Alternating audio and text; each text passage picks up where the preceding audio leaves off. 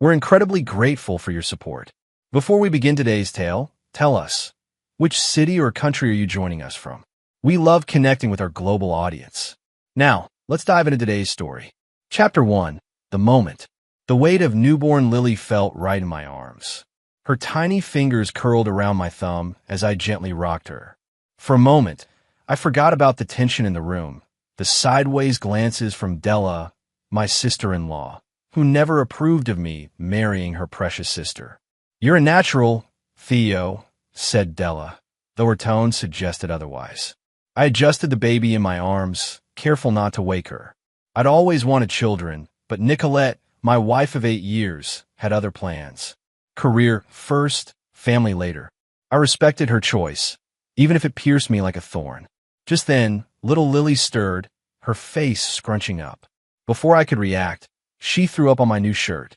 I didn't flinch. Instead, I smiled, wiping her mouth with the burp cloth. The door opened as Nicolette walked in, her eyes immediately darting to the stain on my shirt.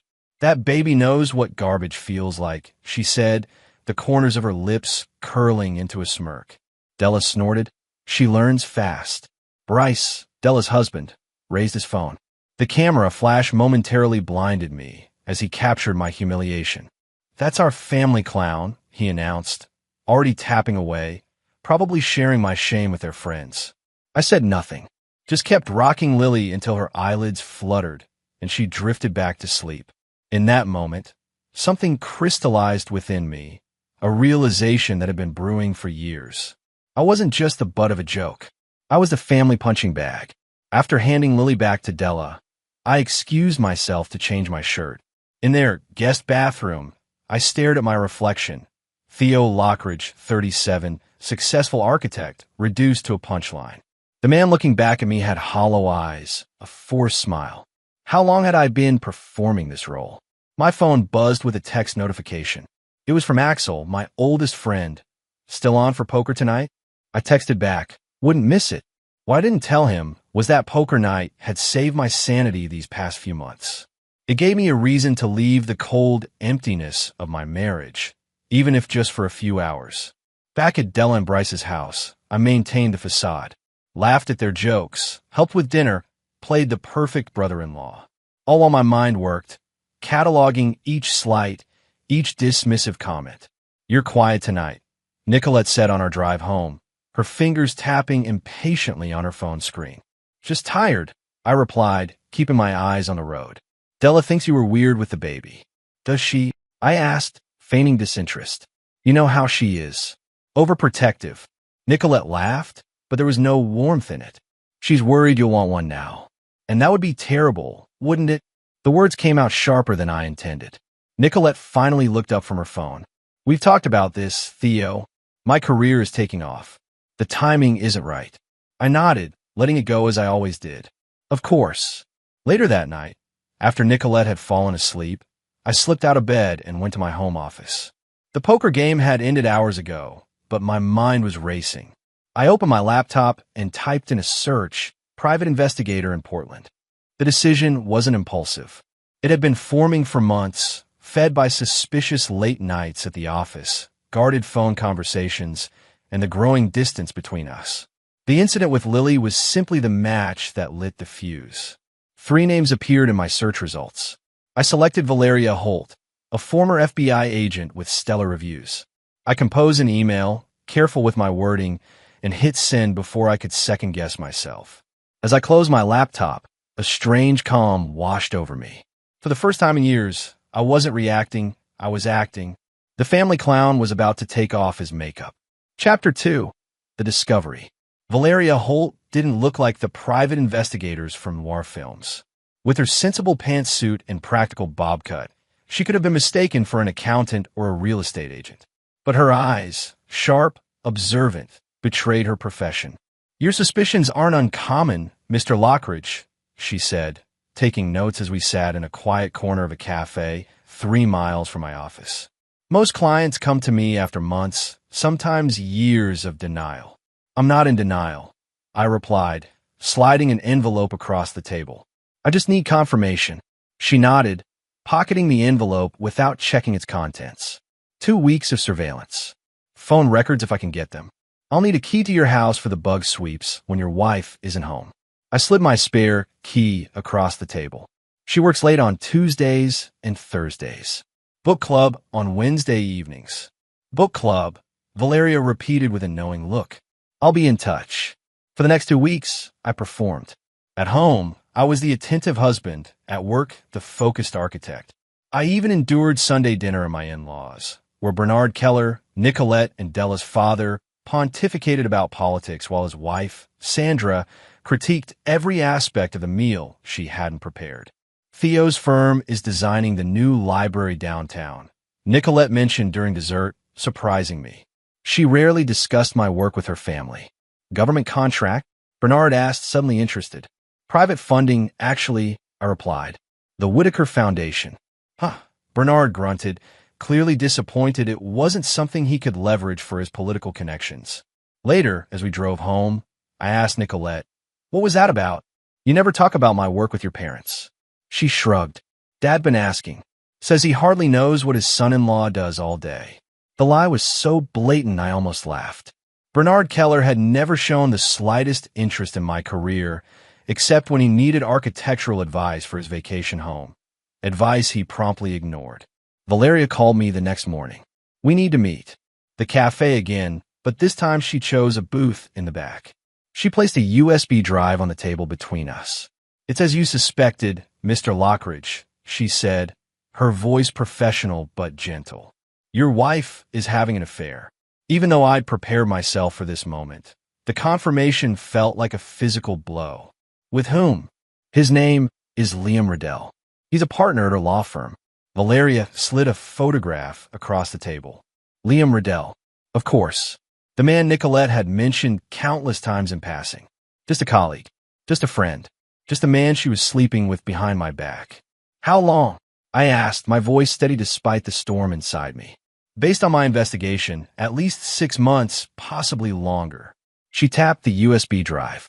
Everything's here. Photos, videos, transcripts of conversations when possible. I also found something else you should know. She hesitated. Go on. Your in-laws, they're aware of the affair. Based on conversations I overheard, they've been providing alibis for your wife. The book club meets at your sister-in-law's house, where your wife changes clothes before meeting Mr. Riddell. The betrayal cut deeper than I'd imagined. Not just Nicolette, but her entire family conspiring against me, laughing at me. The family clown, indeed. There's more, Valeria continued.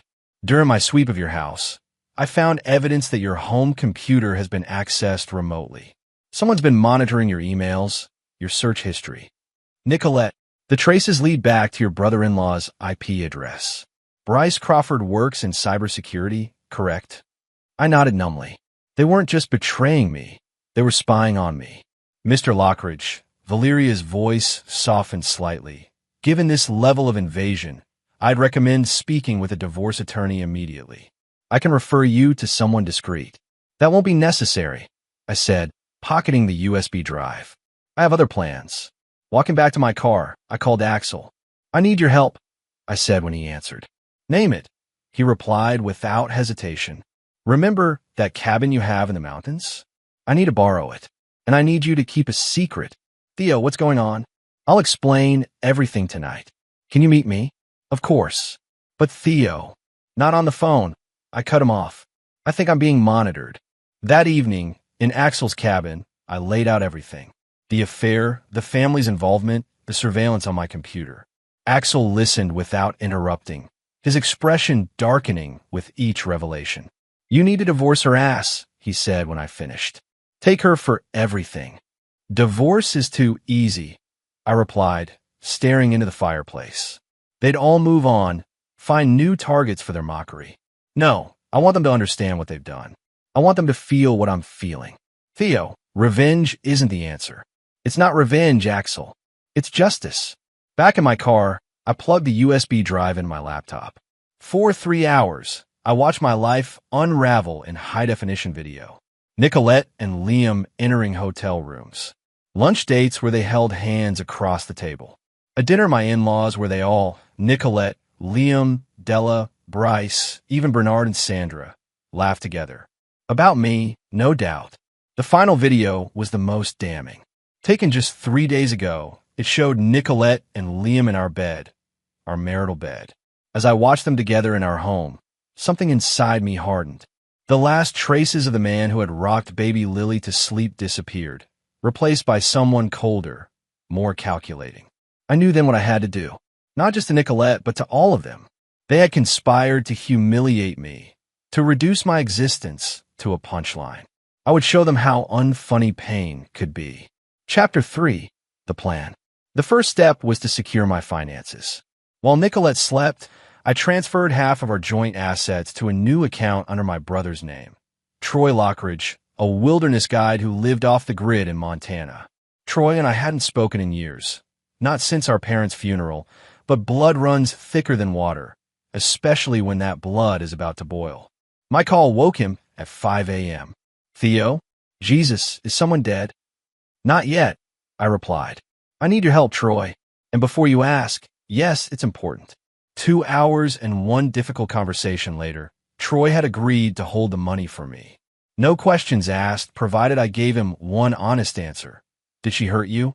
They all did, I said simply. Then I'm in. Next, I needed to create a false sense of security. For the next week, I was the perfect husband. I came home early, cooked dinner, suggested weekend getaways that I knew Nicolette would reject due to her work commitments. You seem different, she commented one night as we got ready for bed. More, I don't know, present. I smiled, just appreciating what I have. She looked almost guilty then, and for a brief moment, I wondered if there was anything left to salvage. But then her phone buzzed, and I caught the flash of Liam's name before she turned it over. The guilt vanished from her expression, replaced by the familiar mask of indifference.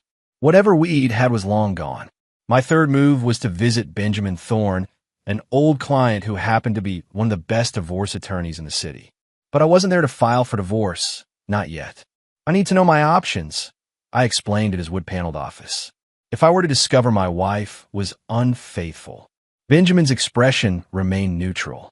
Oregon is a no-fault divorce state, Theo. Infidelity isn't as significant a factor as it once was. I'm not just talking about infidelity, I replied, sliding the dossier Valeria had prepared across his desk. I'm talking about conspiracy, invasion of privacy, and possibly identity theft. Benjamin reviewed the documents, his eyebrows rising incrementally. This is substantial. The surveillance of your computer alone could have criminal implications. I thought so, I said, but I don't want to move forward with any legal action. Not yet. Then why show me this?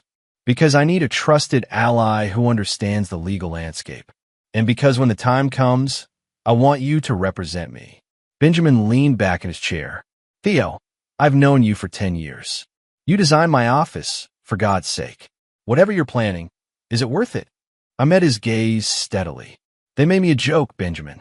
I'm just delivering the punchline. With my financial and legal bases covered, I turned to the psychological warfare. This would require precision, patience, and perfect timing. The first target, Bryce Crawford, my tech-savvy brother-in-law, who'd been spying on my computer. His cybersecurity firm, Crawford Systems, had recently bid on a contract with the city to upgrade their information security. One email from an anonymous account to the city council, containing evidence of Bryce's unethical surveillance practices, would derail that bid instantly. But that would be too quick, too merciful. Instead, I made an appointment with Councilwoman Reeves, an acquaintance from several charity events. Crawford Systems, she repeated when I casually mentioned them during our lunch. We're considering them for our security upgrade. Do you know them? My brother-in-law is the CEO, I replied.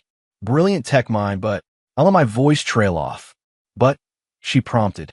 I leaned forward, lowering my voice. This stays between us, right? When she nodded, I continued. There have been whispers about his methods. Nothing concrete, but enough to make me nervous about recommending him for sensitive government work. Whispers. Just certain clients finding their personal data compromised after working with him. Nothing that's gone to court, but I shrugged. Councilwoman Reeves narrowed her eyes. I appreciate the heads up, Theo. We'll certainly do our due diligence. One seed planted. For Della, My approach needed to be more direct. Her weakness was her social standing. As the president of the Portland Garden Society and a fixture in local charity circles, her reputation was everything. I reached out to Fiona Reed, the Society's vice president, whom I'd met at several of Della's events. Over coffee, I mentioned that I was organizing a surprise charity gala for the Children's Hospital in honor of my niece Lily. "I'd love your help," I told Fiona, "but it needs to be absolutely secret. Della can't know. I want it to be a complete surprise." Fiona was delighted to be included in such a thoughtful gesture. "Your sister-in-law will be so touched. She adores that little girl." "I know," I replied with a warm smile. "That's why this needs to be perfect." For the next 3 weeks, with Fiona's unwitting help, I systematically reached out to every member of the Garden Society, every social connection Della cherished, inviting them to a gala that would never happen. As for Bernard and Sandra Keller, their vulnerabilities were more straightforward: money and status. Bernard's investment firm, Keller Capital, managed funds for half of Portland's elite.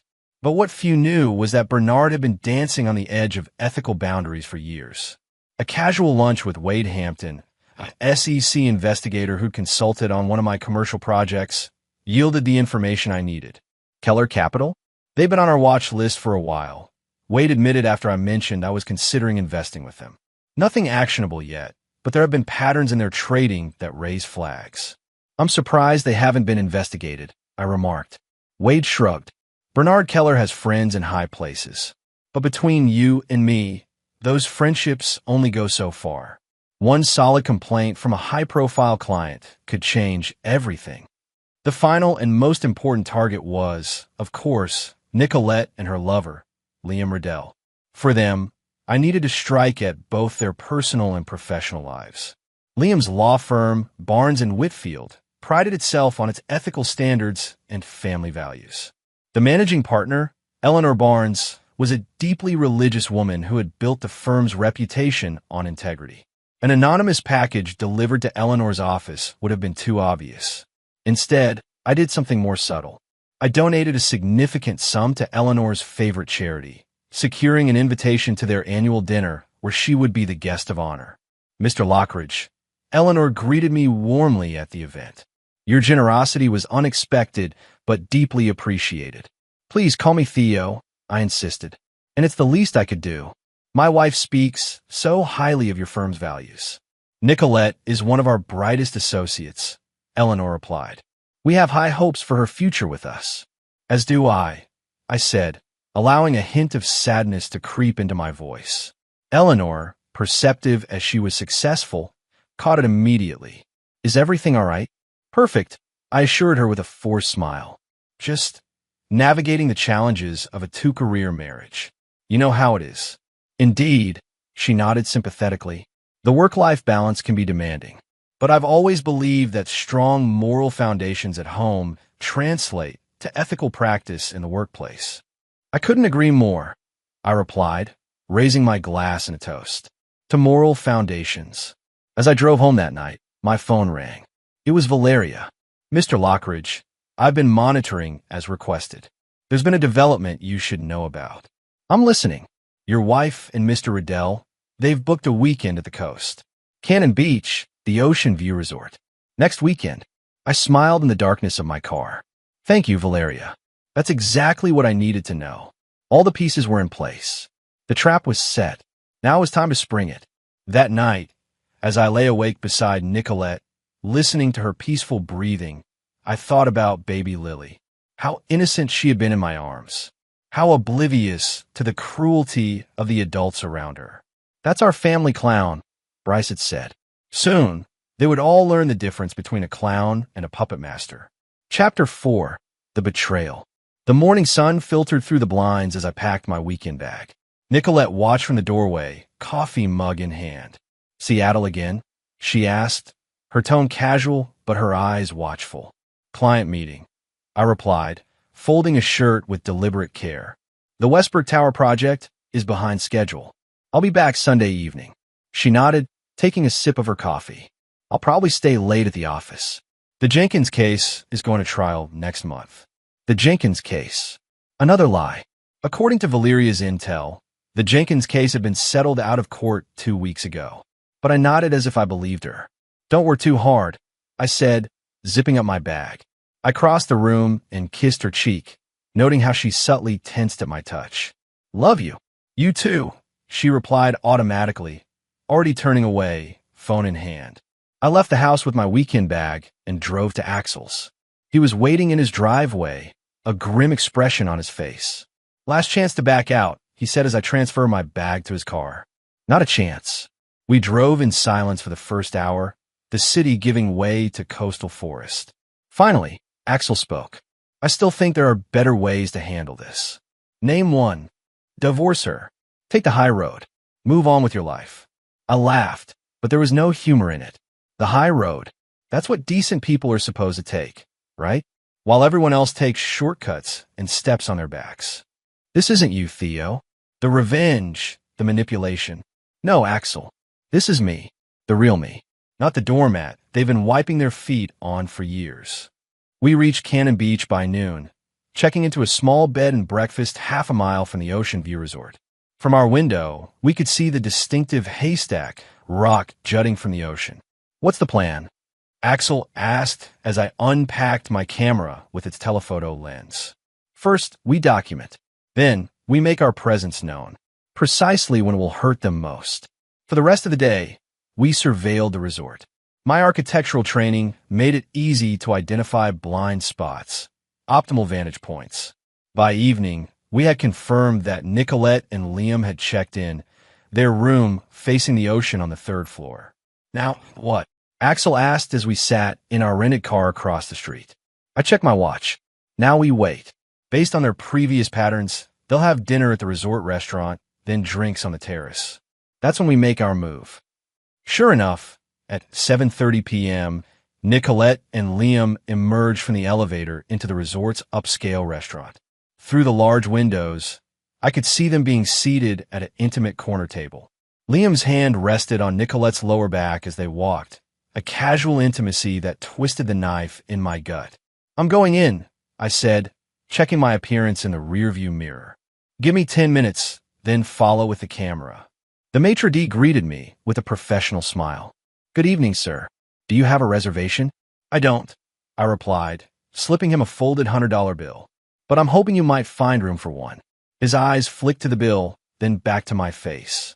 "Let me see what I can do, Mr. Lockridge." Theo Lockridge.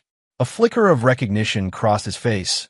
He'd obviously checked in Nicolette and Liam earlier. But professionalism won out. "Of course, Mr. Lockridge. Right this way." He led me to a table with a direct line of sight to where Nicolette and Liam sat, their heads bent close together, wine glasses already half empty. Neither noticed me, too engrossed in their conversation. I ordered a whiskey, neat, and watched. Nicolette laughed at something Liam said, her hand reaching across the table to touch his. It was strange, seeing her so animated, so genuine. With me, her smiles had become perfunctory, her laughter rare. Axel entered the restaurant, camera bag slung casually over his shoulder. He took a table near the bar, positioning himself for optimal coverage.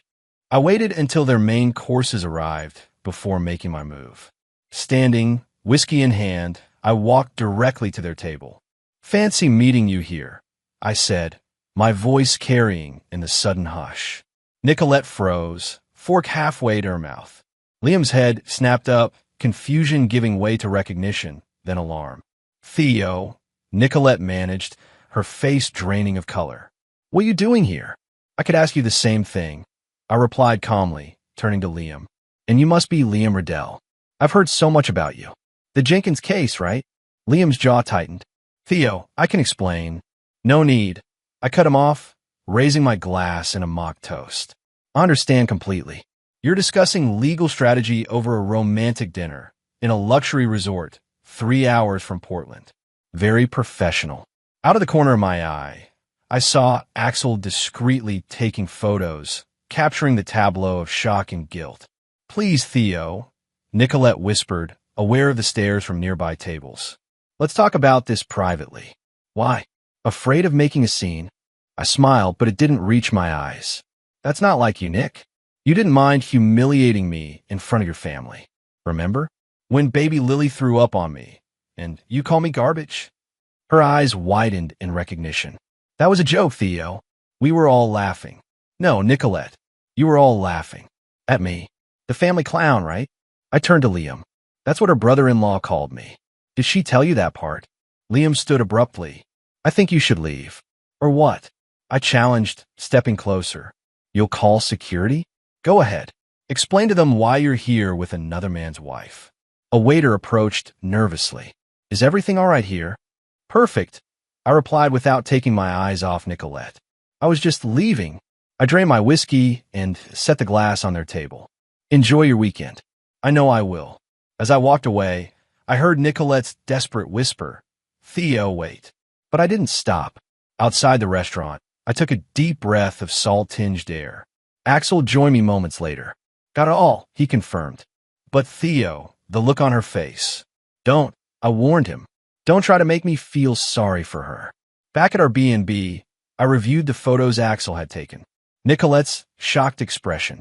Liam's barely controlled anger. The curious stares of the other diners. It was all perfect ammunition. What now? Axel asked as I downloaded the images to my laptop. Now we escalate. I opened my email and attached several of the photos. The recipients. Eleanor Barnes, managing partner at Liam's firm. The senior partners at Nicolette's firm, and a carefully selected group of their professional acquaintances. The subject line, professional ethics in practice. The body of the email was brief. I thought you should be aware of how 2 of your associates conduct business.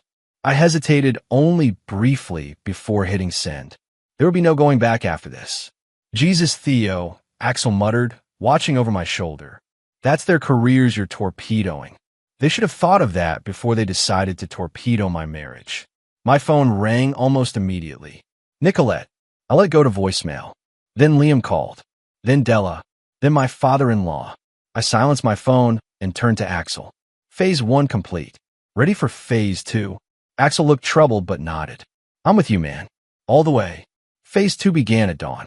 While Nicolette and Liam were undoubtedly dealing with the fallout of my email, Axel and I drove to Della and Bryce's house.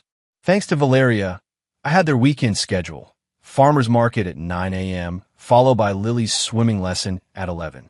At precisely 8:45 a.m., we parked down the street and waited. Right on schedule, Della emerged with Bryce, Lily strapped into her stroller. They locked up and headed toward downtown. Wait here, I told Axel, pulling on latex gloves. From my pocket, I removed the spare key Della had given Nicolette for emergencies, like providing an alibi for her affair. Inside their immaculate home, I moved purposefully. First, Bryce's home office. His computer was password protected, but I didn't need access. Instead, I placed a small device, courtesy of one of Illyria's contacts, beneath his desk near the power strip. A remote access module that would give me entrance to his system whenever I wanted. Next, I went through their financial documents, taking photos of bank statements, investment portfolios, tax returns.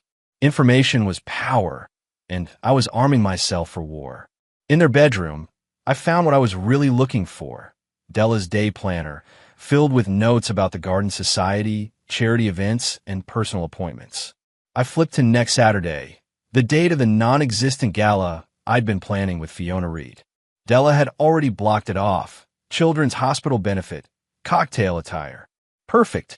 I replaced everything exactly as I'd found it and left, locking the door behind me.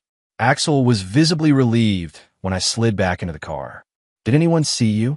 No, I assured him, but they'll feel the effects soon enough. By the time we returned to Portland that evening, my phone had 27 missed calls and 42 text messages. I ignored them all, except for one from Benjamin Thorne. Office. 8 a.m. tomorrow. Urgent. That night, I slept in Axel's guest room, more soundly than I had in months. Benjamin was waiting when I arrived at his office the next morning, his expression grave. You've been busy, he said as I took a seat across from him. I've been proactive. I corrected him. Theo, I agreed to represent you in a divorce. Not whatever this is. He gestured to a printout of the email I'd sent. This borders on harassment. It borders on justice, I countered. They harassed me for years, mocked me, cheated on me, spied on me. All I'm doing is returning the favor.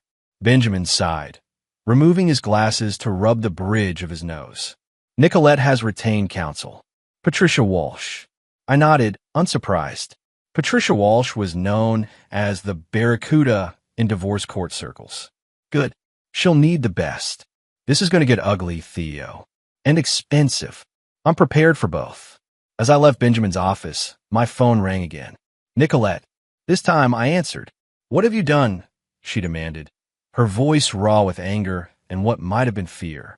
Nothing compared to what you've done, I replied calmly. You've ruined everything, she hissed. Eleanor Barnes has suspended Liam, pending an ethics review. My firm is talking about reputational damage, all because you couldn't handle the truth. I finished for her. That my wife was sleeping with another man? That my in-laws were helping her cover it up? That all of you thought it was hilarious to humiliate me? It wasn't like that, Theo. It was exactly like that. But here's what you need to know, Nicolette. This is just the beginning. What does that mean? The fear in her voice was unmistakable now. It means I'm no longer playing the role you assigned me. I'm not the family clown anymore. I'm the one writing the script now. I ended the call and blocked her number. Then I drove to the bank and withdrew $50,000 in cash. Money I'd been setting aside in a personal account Nicolette knew nothing about. Funds for the next phase of my plan. As I left the bank, I called Troy. How's the money holding up? I asked when he answered. Safe and sound, he assured me. But Theo, I've been thinking about what you said. About them hurting you. And I'm coming to Portland. You shouldn't have to face this alone. I hadn't expected this. Troy and I had drifted apart years ago, our lives taking drastically different paths. But blood calls to blood. When I can be there by tomorrow night. Just tell me where to meet you. With Troy on his way and Axel already by my side, my support system was solidifying. I would need them both for what came next, because the family that had mocked me was about to discover just how unfunny retribution could be. Chapter 5. The Isolation. Troy arrived bearing ghosts from our shared past. His appearance, beard fuller, shoulders broader, eyes harder, reminded me of our father in his final years. We embraced awkwardly in Axel's living room, years of distance momentarily bridged by blood and circumstance. You look like shit, he observed bluntly. Good to see you too, brother. Troy dropped his duffel bag and surveyed the evidence wall I'd created. Photos of Nicolette and Liam, financial documents, surveillance notes, all connected by red string in a web of betrayal. Jesus, Theo. This is some John Nash beautiful mind stuff right here. It's thorough, I corrected him. I need to understand every weakness, every vulnerability. Troy exchanged a glance with Axel, who shrugged helplessly. Okay, Troy said slowly. So what's the endgame here? Destroy them all and salt the earth. Something like that. Troy grabbed a beer from Axel's fridge and settled onto the couch. Then walk me through it. What's the plan? For the next hour, I laid out my strategy.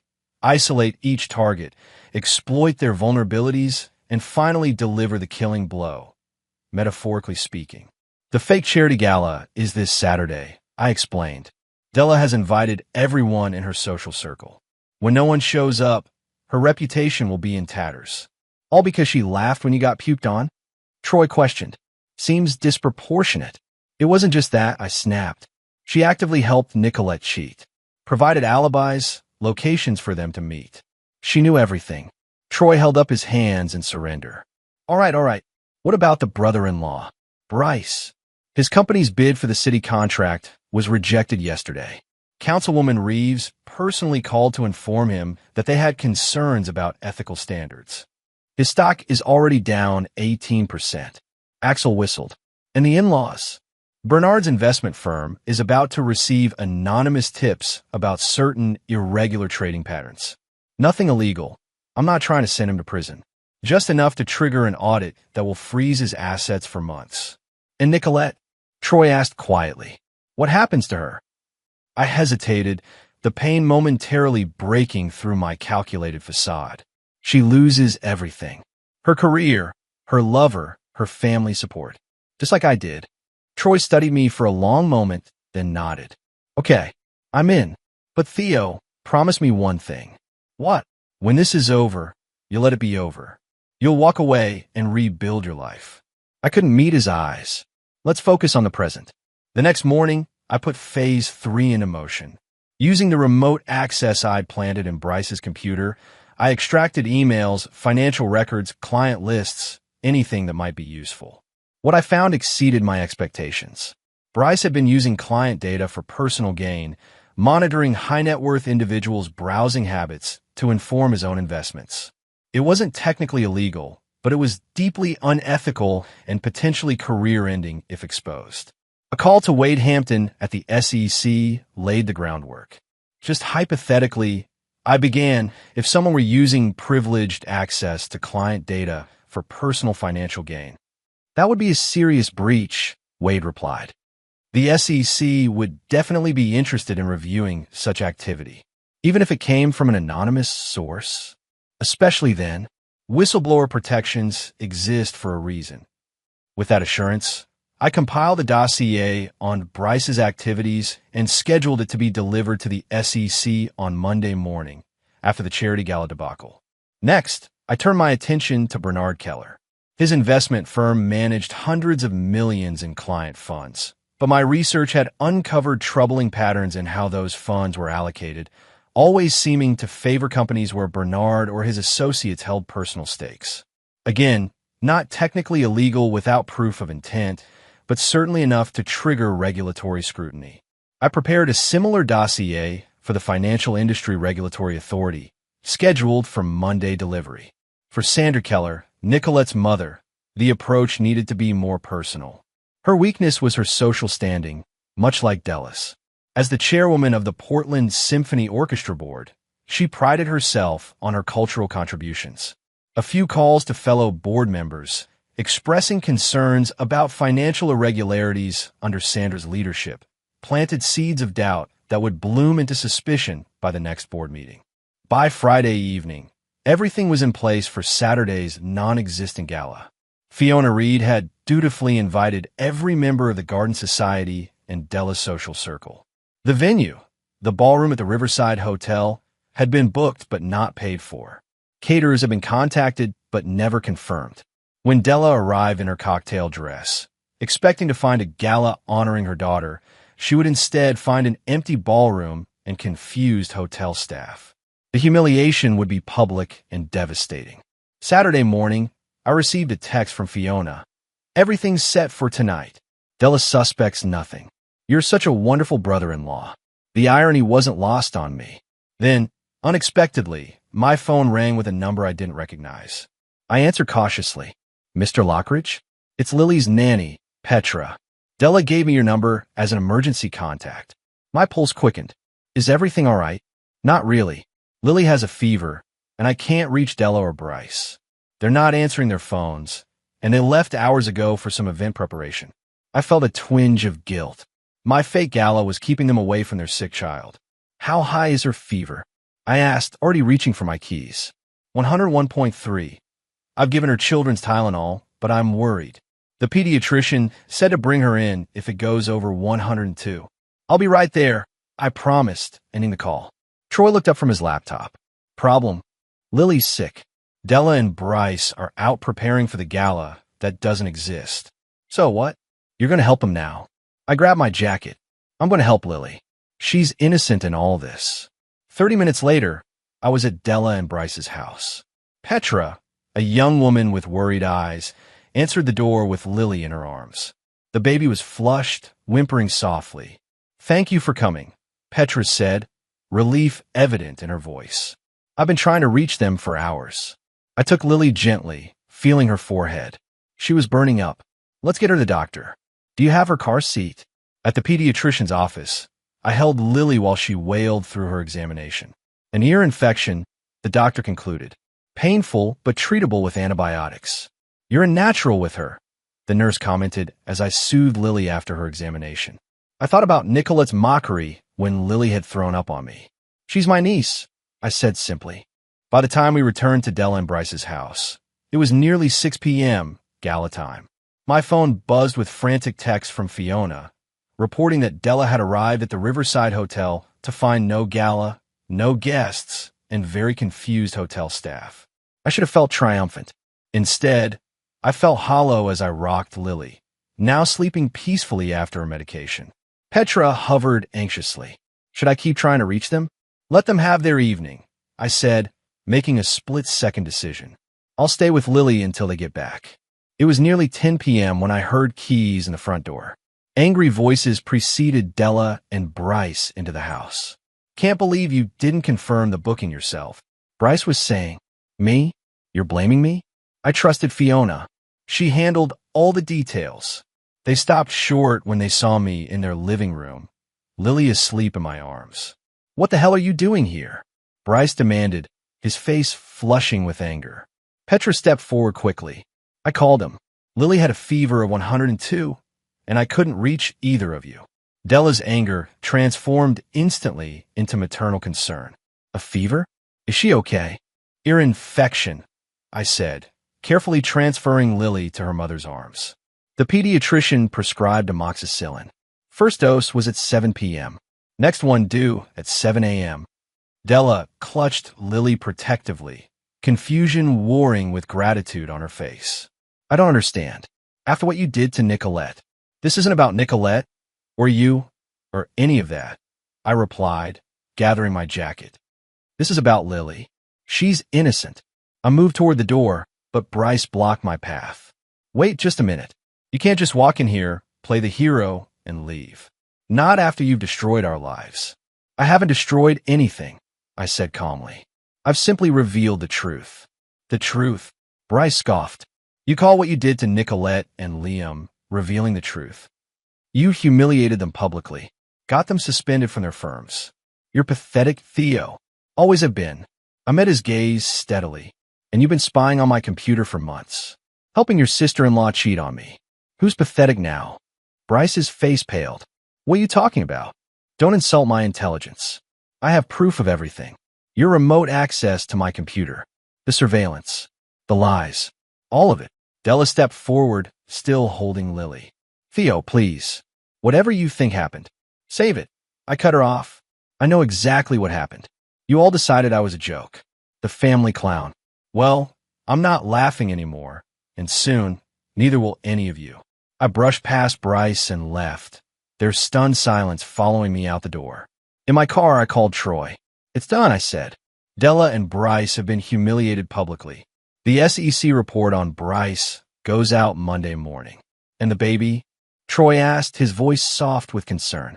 She'll be fine, I assured him, trying to ignore the tightness in my chest. It's just an ear infection. Sunday morning, I woke to another barrage of calls and texts. Nicolette, Della, Bernard, all demanding explanations, threatening legal action. I ignore them all. Instead, I focused on the final phase of my plan, the complete dismantling of their carefully constructed lives. For Nicolette and Liam, I had saved the most devastating blow for last. While going through the evidence Valeria had gathered, I discovered something unexpected. Liam Riddell wasn't just Nicolette's lover. He was also romantically involved with another partner at the firm, a married man with 3 children. This revelation would destroy whatever remained of Liam's professional reputation and ensure Nicolette understood the true nature of the man she had betrayed me for. I compiled the evidence, photos, text messages, hotel receipts, into a final dossier. This one would go directly to Eleanor Barnes, who had already suspended Liam for his affair with Nicolette. Adding a second affair, this one potentially even more scandalous, would be the final nail in his professional coffin. As for Nicolette, I had one last piece of leverage, her application for partnership at her firm. For years, she had prioritized her career over our marriage, working nights and weekends to impress the senior partners. What she didn't know was that I had become close friends with Joseph Winters, the founding partner, through my architectural work on his vacation home. One call to Joseph would be enough to ensure that Nicolette's partnership application received the same consideration she had given our marriage. None. But as I reached for my phone to make that call, I hesitated. The image of Lily, innocent and vulnerable in my arms, flashed through my mind. Was I becoming the very thing I despised? A person who hurt others without remorse? No, I decided. This wasn't about hurting them. It was about justice, about consequences for actions, about revealing the truth they had so carefully hidden. I made the call. Chapter 6, The Confrontation. Monday morning dawned with the clarity that follows a storm. I woke in Axel's guest room, mentally rehearsing the day ahead. By noon, the SEC would have received my report on Bryce. By evening, Eleanor Barnes would have evidence of Liam's second affair. And somewhere in between, Nicolette would learn that her partnership dreams were over. Justice, I reminded myself. Not revenge. I showered, dressed, and joined Troy and Axel in the kitchen. They exchanged glances as I entered, their conversation abruptly halting. What? I asked, pouring myself coffee. Nothing, Axel replied too quickly. Just discussing options. Options for what? Troy sighed, never one to soften his words. Options for when this all blows up in your face, Theo. Which it will. I set my mug down carefully. It won't. Everything's calculated. Except emotions, Troy countered. Except the fact that these are real people whose lives you're systematically destroying. People who, until recently, you loved. They stopped being people I loved when they decided I was a joke. Troy shook his head. This isn't you, Theo. The brother I knew. The brother you knew was weak. I cut him off. A doormat. The family clown. I'm not that person anymore. My phone buzzed with a text from Benjamin. Court appearance scheduled for 2 p.m. Emergency hearing requested by opposing counsel. Be there. I showed the message to Troy and Axel. See? They're panicking, making desperate moves. Or they're fighting back, Troy warned. Be careful, Theo. At 1:45 p.m., I arrived at the courthouse, Benjamin waiting on the steps. This is irregular, he informed me, his expression grave. Patricia Walsh has requested an emergency protective order against you. On what grounds? Harassment, stalking, intentional infliction of emotional distress. She's claiming you've orchestrated a campaign to destroy Nicolette professionally and personally. I laughed bitterly. That's rich, coming from the woman who destroyed our marriage. Theo, this is serious. If the judge grants this order, you could be barred from any contact with Nicolette, her family, her workplace. Good. I don't want contact with any of them. Benjamin grabbed my arm, stopping me. You're not listening. This could also prevent the kind of activities you've been engaging in. The emails, the reports to regulatory agencies. The judge could view those as continued harassment. That got my attention. They can't stop me from reporting actual wrongdoing.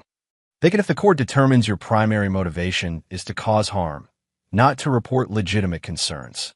Inside the courtroom, I saw Nicolette for the first time since the restaurant confrontation.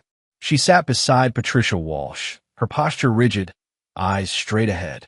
Beside her sat Bernard and Sandra Keller, their expressions thunderous. Behind them, Della and Bryce, both looking haggard. The judge, a stern-faced woman in her 60s, called the court to order. We're here on an emergency motion for a protective order. Ms. Walsh, proceed. Patricia Walsh, every bit the barracuda of her reputation, approached the bench. Your Honor, my client, Nicolette Lockridge, seeks protection from a systematic campaign of harassment and professional sabotage orchestrated by her estranged husband, Theodore Lockridge. For the next 20 minutes, Walsh detailed my actions. The confrontation at the restaurant, the emails to Nicolette and Liam's employers, the fake charity gala that had humiliated Della, the anonymous reports to regulatory agencies targeting Bryce and Bernard. This is not the behavior of a wronged spouse seeking justice, Walsh concluded. This is the calculated revenge of a man determined to destroy not just his marriage, but the lives of everyone connected to his wife. The judge turned to Benjamin. Mr. Thorne, your response? Benjamin rose, his demeanor calm but forceful. Your Honor, while my client acknowledges certain actions taken in response to his wife's infidelity, he categorically denies any intent to harass or cause harm. Theodore Lockridge discovered not only that his wife was engaged in an extramarital affair, but that her entire family was complicit in deceiving him. He detailed the surveillance on my computer, the mockery I had endured, the calculated betrayal by people I had trusted. Any actions taken by my client were in direct response to these violations of privacy and trust. He reported actual wrongdoing to the appropriate authorities, as is his right as a citizen. The judge removed her glasses, her gaze shifting between us. Mrs. Lockridge, would you care to address the court regarding the allegations of infidelity and familial complicity? Nicolette rose, her voice steady despite her pale complexion. Your Honor, I acknowledge that I engaged in an extramarital relationship. That was wrong, and I take full responsibility for that decision. Here, she faltered slightly. However, Theo's response has been disproportionate and designed to cause maximum damage. He hasn't just exposed the affair. He's systematically attacked my career, my family's reputations, our financial stability. And the allegations that your family mocked Mr. Lockridge? That your brother-in-law referred to him as the family clown and photographed him when he was in a vulnerable position? Nicolette hesitated.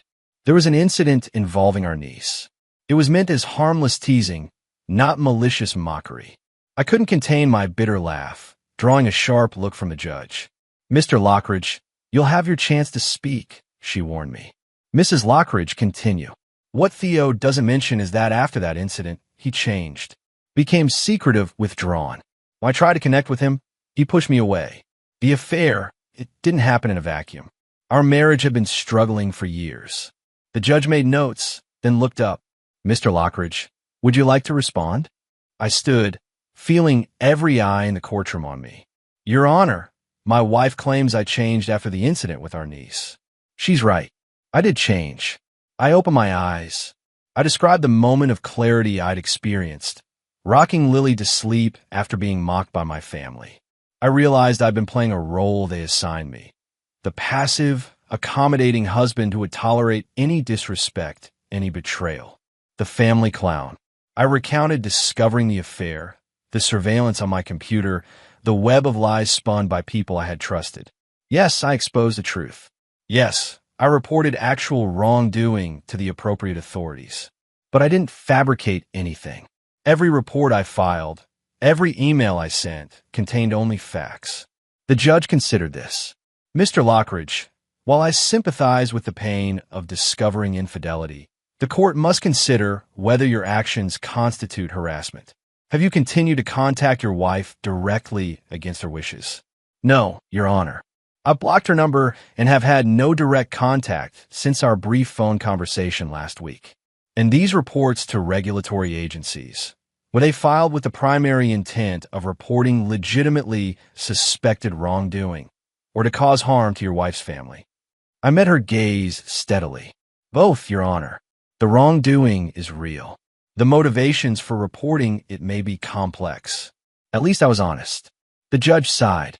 I appreciate your candor, Mr. Lockridge.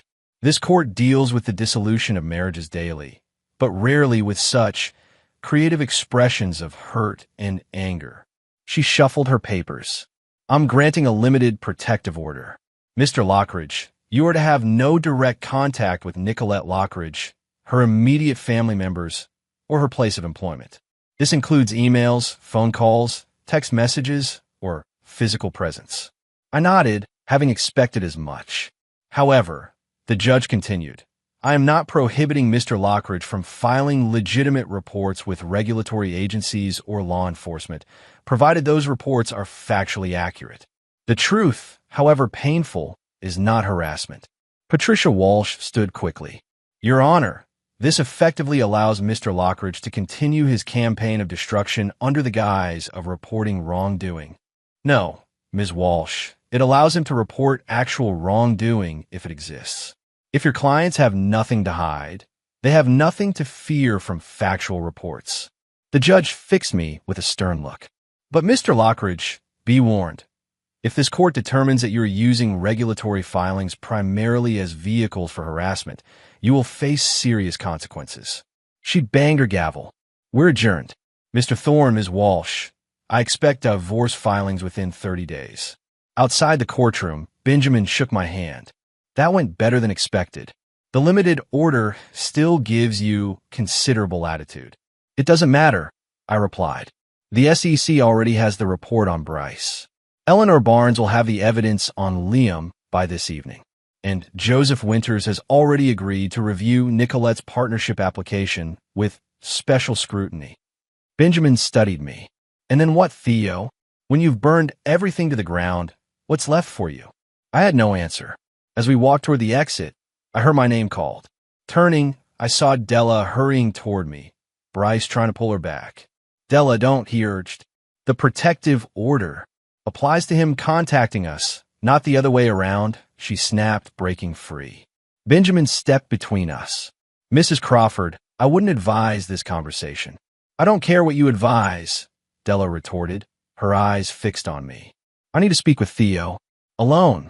Benjamin looked at me questioningly. I nodded, and he stepped aside, though he remained within earshot. Della's anger was palpable, her voice low but intense. What you did with the gala was cruel, Theo. You humiliated me in front of everyone I know. Like you all humiliated me. I countered. When you called me garbage. When you laughed while your husband took that photo. It was a joke. One stupid, thoughtless joke. No, Della. It wasn't just a joke. It was a pattern. Years of dismissal, disrespect, and then actively helping Nicolette cheat on me. She had the grace to look ashamed at that. I never should have covered for her. That was wrong, and I'm sorry. Sorry you did it. Or sorry you got caught. Both, she admitted. But Theo, this vendetta, it has to stop. You helped Lily when she was sick. I know there's still a decent man in there somewhere. The decent man died the day he realized his entire family thought he was a joke. Della shook her head sadly. No, he didn't. That man cared for Lily when she needed him. That man is still there, fighting against whatever this is. She gestured vaguely at me. This isn't justice, Theo. It's poison, and it's poisoning you more than any of us. Before I could respond, she turned and walked back to Bryce, who led her quickly away. Benjamin clasped my shoulder. Food for thought, Theo. She's not entirely wrong. I shrugged off his hand. She's trying to manipulate me. They all are. But as I drove back to Axel's, Della's words echoed in my mind. Was I poisoning myself in the process of punishing them? Had I become so consumed by revenge that I'd lost sight of who I was? No, I decided. I was simply ensuring they faced consequences for their actions. Once justice was served, I could move on, rebuild, become someone new. That evening, Troy, Axel, and I sat in Axel's living room, watching the local news. A reporter stood outside the offices of Crawford Systems.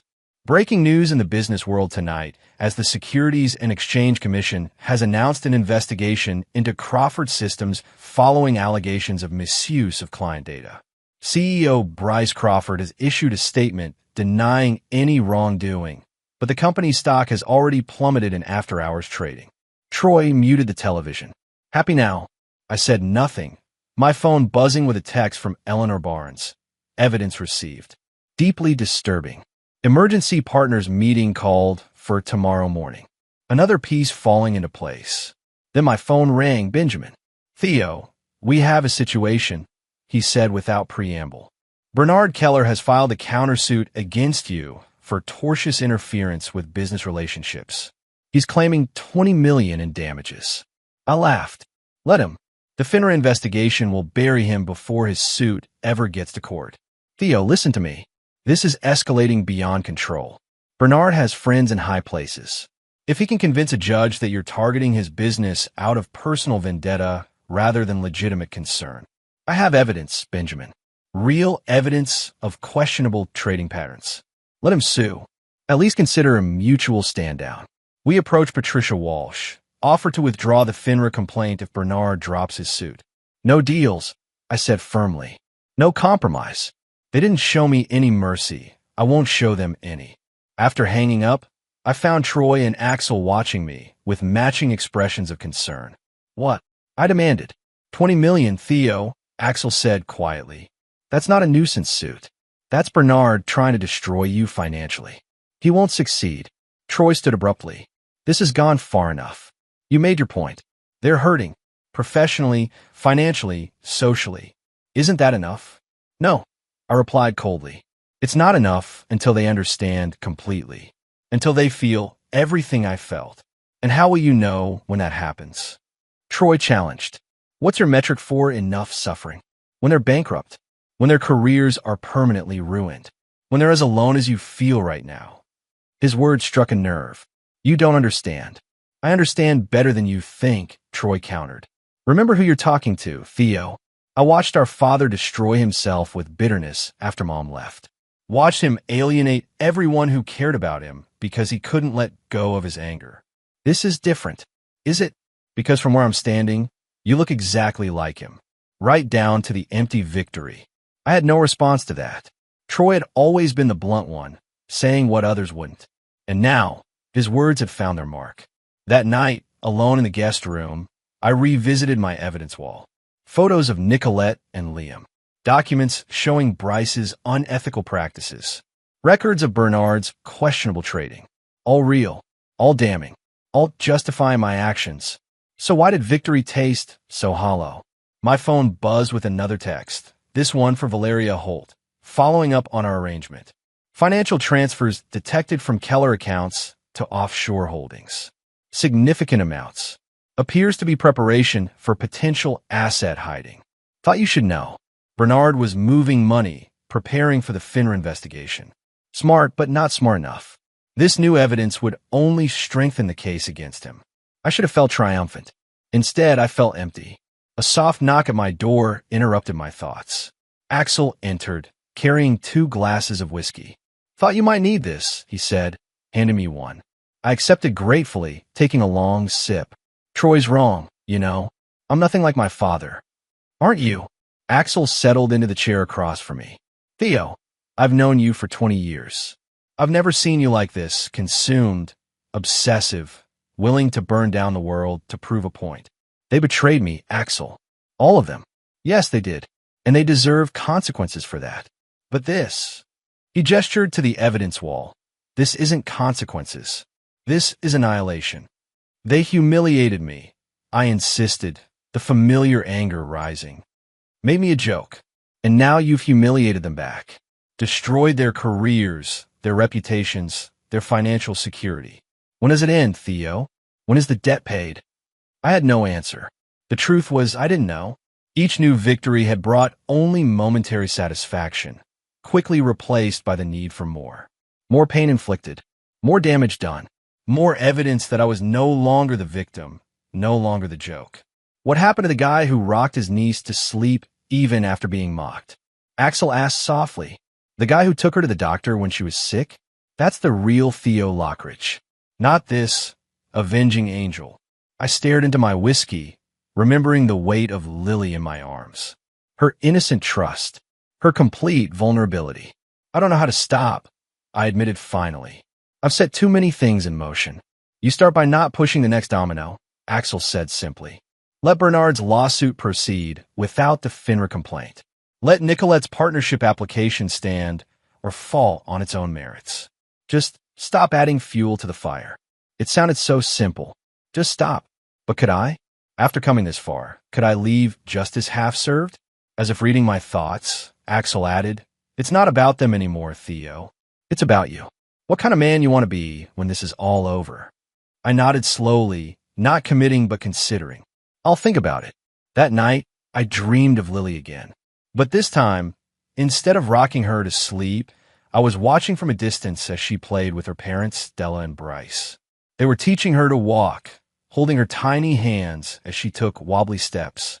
Family clown, Bryce called, but not to me, to himself, as he made silly faces to make Lily laugh.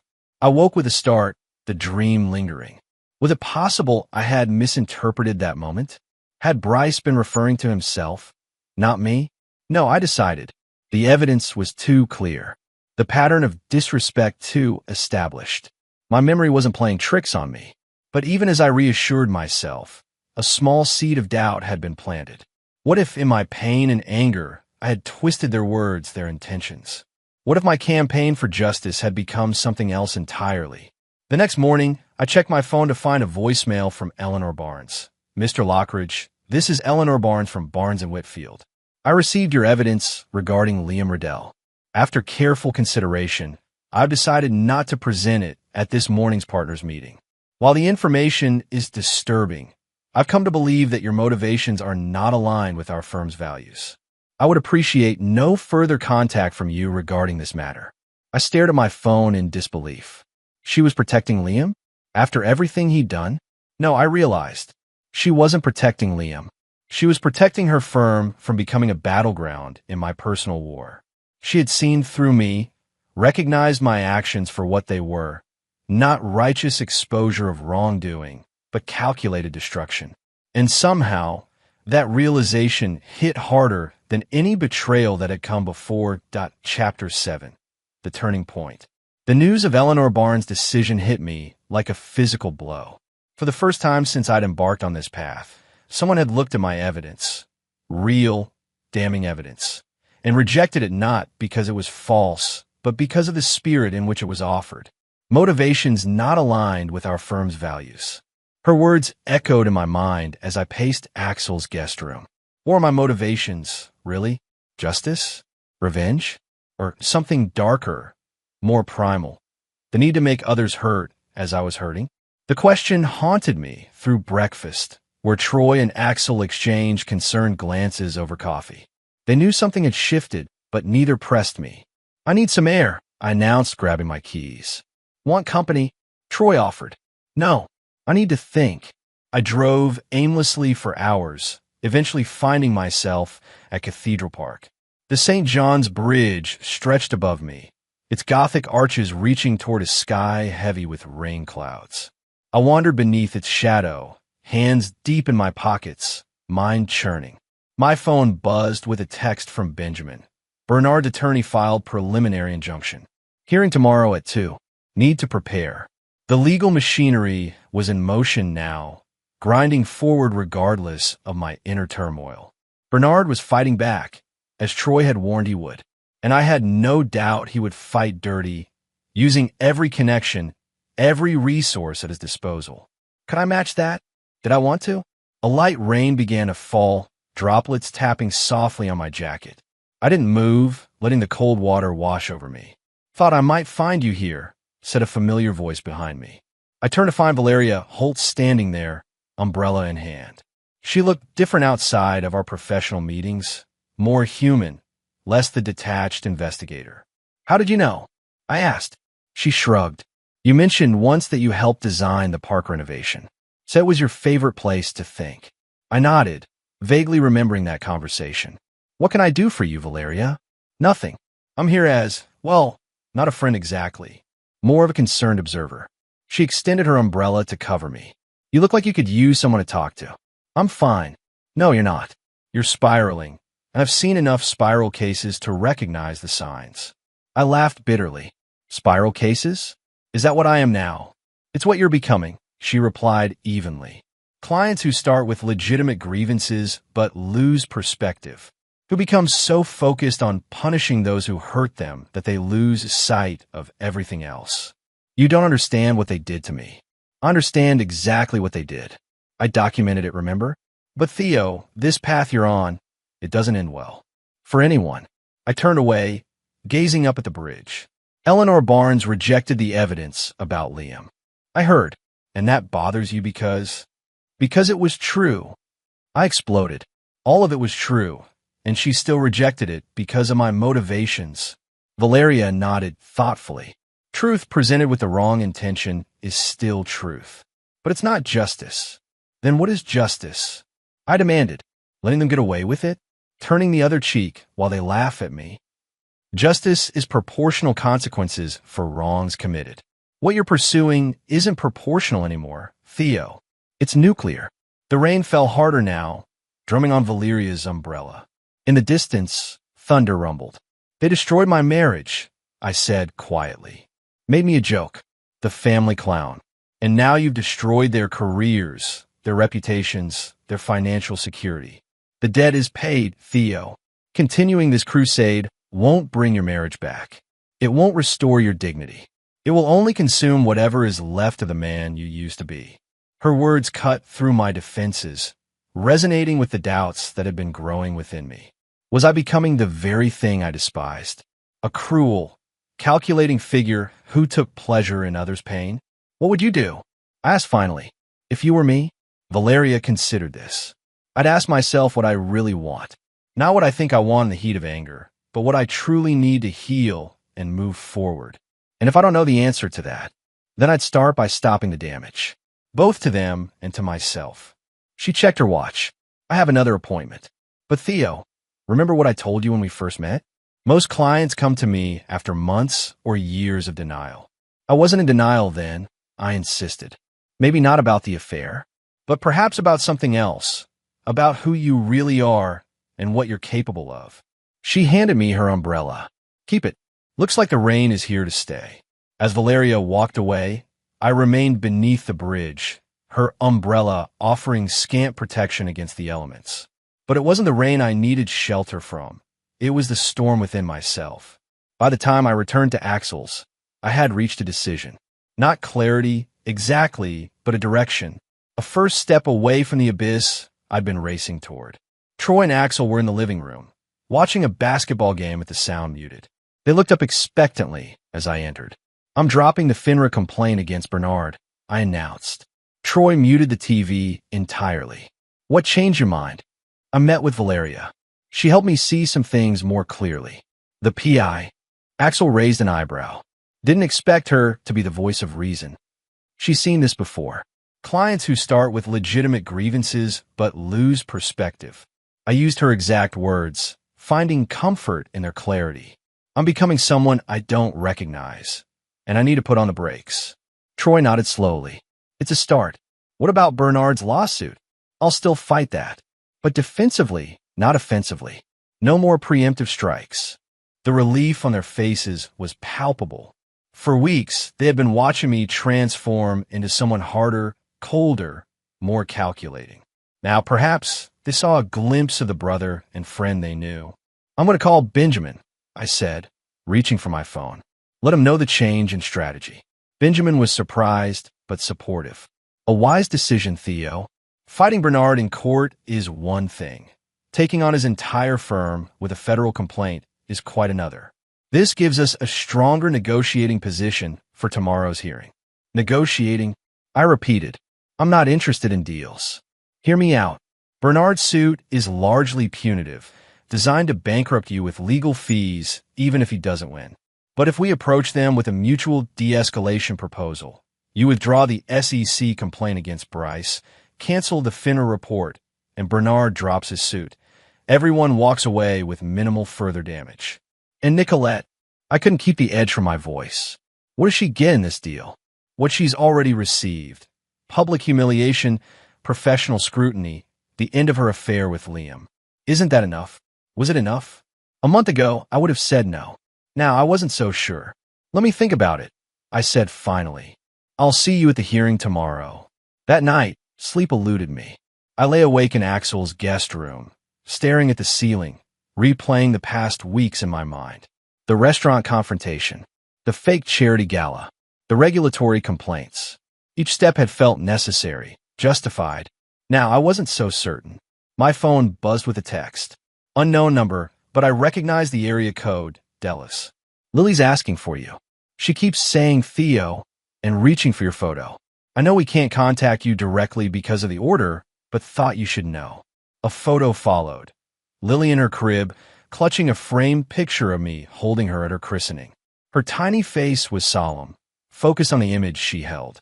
Something broke inside me, a dam of anger and bitterness that had been holding back emotions I'd refused to acknowledge. In their place rushed guilt, regret, and a profound sadness for all that had been lost. Not just my marriage, but the extended family I had once been part of, however imperfectly. I didn't respond to the text. I couldn't, but I saved the photo of Lily, a reminder of innocence amidst the wreckage I'd created. The next day, I arrived at the courthouse determined to end the cycle of destruction. Benjamin met me on the steps, briefcase in hand, expression cautiously optimistic. "I've been in touch with Bernard's attorney," he informed me. "They're open to discussing a settlement before the hearing." "Good," I replied. "I want this over." Inside, we were directed to a conference room where Bernard and his attorney, a sharp-faced man named Victor Reynolds, were already waiting. Bernard's eyes flickered with surprise at my appearance. I had lost weight in recent weeks, and dark circles shadowed my eyes. I probably looked as hollowed out as I felt. Mr. Lockridge, Reynolds began formally. My client is prepared to discuss terms for ending this dispute. So are we, Benjamin replied. Mr. Lockridge has already taken steps to withdraw certain complaints filed with regulatory agencies. Bernard scoffed. Too little, too late. The damage is done. As is the damage to my client's marriage and reputation. Benjamin countered smoothly. We're not here to debate who hurt whom more effectively. We're here to stop the bleeding on both sides. Reynolds laid out Bernard's terms. Complete withdrawal of all complaints, a signed non-disparagement agreement, and a substantial financial settlement for emotional distress and business interference. Benjamin was already shaking his head. The complaints can be withdrawn. A mutual non-disparagement agreement is reasonable. But my client will not pay damages for exposing actual wrongdoing. Wrongdoing? Bernard sputtered. He fabricated allegations about my firm's trading practices. I didn't fabricate anything, I said quietly, speaking for the first time. Every report was based on documented patterns in your trading history. Patterns that might not be illegal, but certainly raise ethical questions. Bernard's face flushed with anger. You targeted me because of personal vendetta, not legitimate concern. Yes, I admitted, surprising even Benjamin. My motivations were personal, but the evidence was real. A tense silence filled the room. Bernard and Reynolds exchanged glances, clearly not expecting this candor. Here's what I propose, I continued. I withdraw all complaints against Bernard and Bryce. I sign a non-disparagement agreement covering the entire Keller family. In return, Bernard drops his lawsuit, and everyone agrees to leave me alone moving forward. And the financial settlement, Reynolds pressed.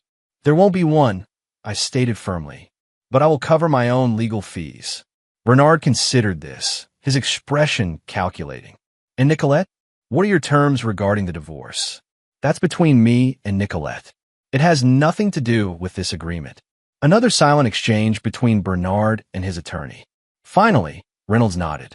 We'll need everything in writing, but these terms are acceptable. As Benjamin and Reynolds hammered out the details, Bernard and I sat in uncomfortable silence. Finally, he spoke, his voice low and controlled. You went too far, Theo. Whatever you thought we did to you, your response was disproportionate.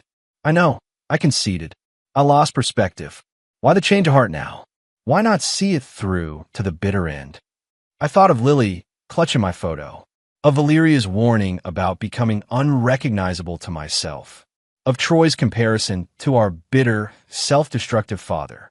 Because the bitter end is just that, bitter. For everyone involved. Bernard studied me, seeming to see me clearly for perhaps the first time. Nicolette is devastated, not just by the exposure of the affair, but by what you've become. This cold, calculating stranger. I'm trying to find my way back, I said simply. When the preliminary agreement was drafted, we all signed. The hearing was canceled by mutual consent, and Bernard and Reynolds departed without further exchange. Outside the courthouse, Benjamin shook my hand. That was well handled, Theo. A month ago, you would have gone for Bernard's throat regardless of the cost to yourself. A month ago, I was a different person. And now? Who are you now? I had no answer. I was in transition, no longer the family clown, but not the avenging angel either. Something in between, or perhaps something new entirely. That evening, I received an email from Joseph Winters, the founding partner at Nicolette's firm. Theo, following our conversation about Nicolette's partnership application, I wanted to let you know that the committee will be evaluating her solely on her professional merits. Whatever personal issues exist between you two will not factor into our decision. I hope you understand that this is the only ethical approach. I replied simply, I do understand. Thank you. Another domino I would not push. Another fire I would not fuel. The next morning, Benjamin called with news. Patricia Walsh reached out. Nicolette wants to meet, just the two of you. No attorneys. My instinct was to refuse. What could Nicolette possibly say that would matter now? But then I thought of Illyria's question, what did I really want? Not in the heat of anger, but deep down? Closure, perhaps. Understanding. A chance to look her in the eye one last time before we went our separate ways. When and where? I asked. Neutral ground. The coffee shop near Pioneer Square. Tomorrow at 10 a.m. I'll be there. Troy was skeptical when I told him. Are you sure that's wise? After everything that's happened? Probably not, I admitted. But necessary. Axel, more optimistic by nature, saw it differently. It's a good sign, Theo. Maybe she wants to apologize, make amends, or serve me with more legal papers. I countered. Either way, you'll face it. That's a Theo I know. The next morning, I arrived at the coffee shop 15 minutes early, selecting a table near the window with clear sight lines to the entrance. Old habits from weeks of surveillance and counter-surveillance. Nicolette arrived precisely at 10, dressed in the navy suit she wore for important court appearances. Her hair was pulled back severely, emphasizing the angles of her face. She had lost weight too. I noticed her cheekbones more prominent than before. She spotted me immediately, hesitating only briefly before approaching. I stood, an automatic courtesy that felt strange given our recent hostilities. Theo, she acknowledged, taking the seat across from me. Nicolette. A barista approached, and we both ordered black coffee for me, a latte for her. Same as always. Some patterns survived, even the death of a marriage. Thank you for agreeing to meet, she began once the barista had left. I know it can't have been an easy decision. Why did you want to see me? I asked, dispensing with pleasantries. She folded her hands on the table, her wedding ring conspicuously absent. Several reasons. First, to tell you that Liam and I are over. I hadn't expected that. I didn't ask. I know, but I thought you should know. After the restaurant, after the emails, he couldn't handle the scrutiny, the judgment from colleagues. He ended things that night. I'm sorry, I said automatically, then frowned at my own response. No, I'm not sorry, but I didn't intend to cause you pain. She raised an eyebrow. Didn't you? Isn't that exactly what you set out to do? I set out to expose the truth. The pain was collateral damage. Collateral damage, she repeated softly. Like our marriage. I leaned forward. Our marriage was damaged long before I discovered your affair, Nicolette. We both know that. She nodded, acknowledging the truth of this. We were broken, but I never should have sought comfort elsewhere before ending things cleanly with you. That was cowardly, and I'm sorry. The apology, so long awaited, now felt hollow. What good were words against the weeks of pain, humiliation, and bitter revenge? Is that all you wanted to say? I asked, my voice harder than I intended. No, I also wanted to thank you for not interfering with my partnership application. Joseph told me you had approached him, then later backed off. I realized some lines shouldn't be crossed, even in war. She studied me, her gaze searching. What happened to you, Theo? When did you become so cold? When did you start seeing me as a joke? I countered. The family clown, entertaining you all with his obliviousness? Pain flashed across her face. Is that what you think? That we all sat around laughing at you? Wasn't that exactly what happened with Lily? When she threw up on me, and you called me garbage? When Bryce took that photo and labeled me the family clown? Nicolette closed her eyes briefly. That day, yes, we were unkind, thoughtless. But Theo, it wasn't a coordinated campaign of mockery. It was one bad moment among many good ones. One I can't forget, I said quietly. One that opened my eyes to how you all really saw me. That's not fair. You're taking one incident and using it to rewrite our entire history. Perhaps she was right.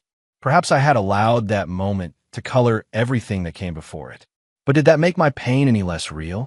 Why did you do it, Nicolette? Why Liam? She sighed, running a finger around the rim of her cup. It wasn't about Liam specifically. It was about feeling seen, valued. Somewhere along the way, we stopped really seeing each other, Theo. I became the career-obsessed wife. You became the accommodating husband. We played our roles, so we forgot there were actual people behind the masks. So you found someone who saw the real you. I found someone who saw a new version of me, but wasn't real either. Just another role to play. She met my gaze directly.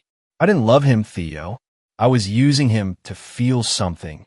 Anything besides the emptiness of our marriage. Her honesty was disarming.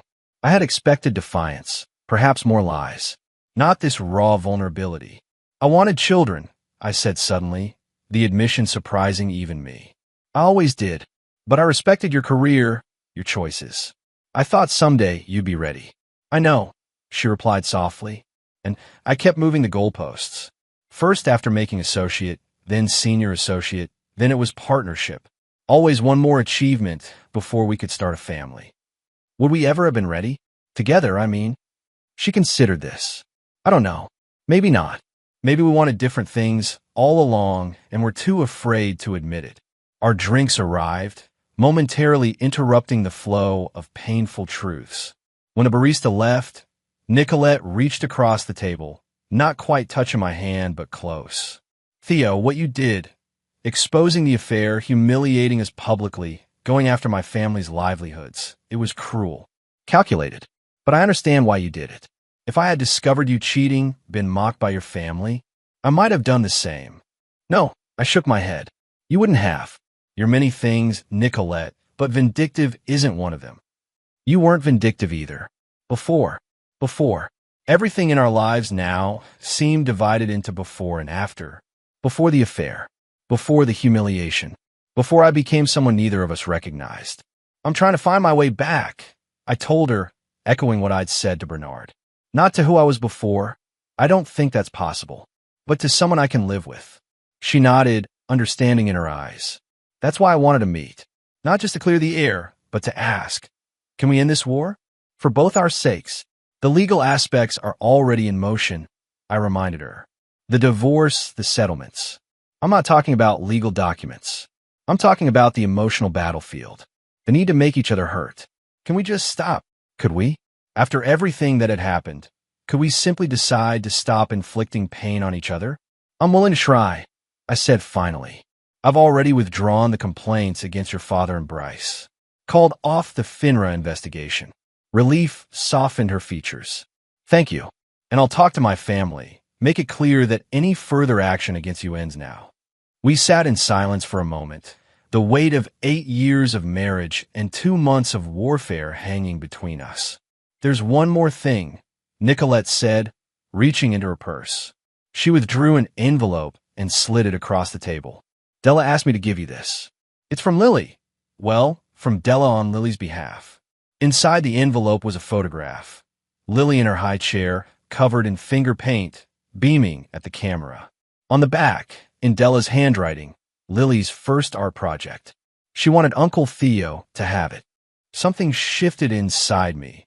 A loosening of the tight knot of bitterness I'd been carrying for weeks. This small gesture of innocence, of connection untainted by adult betrayals, felt like a lifeline to a better version of myself. Tell Della, thank you. I managed, carefully returning the photo to its envelope. And tell Lily, tell her Uncle Theo misses her. Nicolette's eyes glistened with unshed tears. I will. As we prepared to leave, she hesitated. Theo, I know we can't go back. Too much has happened. But I hope someday we can look at each other and see people, not enemies. I hope so too, I replied, and was surprised to find I meant it. Outside the coffee shop, we parted with an awkward handshake, too formal for people who had shared a bed for 8 years, but the only contact that felt appropriate now. As I watched her walk away, I realized that for the first time in months, the burning need for revenge had quieted to embers. Chapter 8. The Aftermath. The weeks following my meeting with Nicolette passed in a blur of legal proceedings, paperwork, and quiet reflection. The divorce moved forward efficiently, both of us committed to ending things as cleanly as possible. I found an apartment in a different part of town, away from the memories our house held. Troy helped me move in, his presence a silent support as I began building a new life from the wreckage of the old. It's not much, I said as we carried in the last of my boxes, mostly books and architectural drafting supplies. The furniture had been delivered earlier. Troy surveyed the sparse space. Open layout, large windows, hardwood floors. It has good bones. You'll make it your own. That's the plan. We ordered pizza and ate sitting on the floor, moving boxes serving as makeshift tables. It reminded me of our first apartment after college, before Troy had moved to Montana, before I had met Nicolette. Remember Sacramento Street? Troy asked, reading my thoughts. That shithole walk-up with the leaky ceiling. I smiled at the memory. and the neighbor who practiced saxophone at 3 a.m. Good times. Troy raised his beer in a mock toast. To new beginnings in better accommodations. To new beginnings, I echoed, clinking my bottle against his. Later, as Troy prepared to head back to Axel's for his last night before returning to Montana, he paused at the door. You're going to be okay, Theo. You know that, right? I'm starting to believe it. And the revenge thing? That chapter's closed. I nodded slowly. It didn't bring me what I thought it would. Justice, closure, whatever I was looking for, it wasn't in making him suffer. Where is it then? I'm still figuring that out. But I think it starts with letting go. Troy clapped me on the shoulder, his grip firm. That's the brother I know. Call me if you need anything. Montana's not that far. After he left, I stood in the center of my new space, feeling the emptiness around me. Not a crushing emptiness, but an open one, a canvas waiting to be filled with whatever came next. The following Monday, I returned to work full-time, immersing myself in the Westbrook Tower project that had been neglected during my campaign of revenge. My colleagues were quietly supportive, asking no questions about my extended absence or the rumors that had inevitably circulated. Valeria Holt called midweek.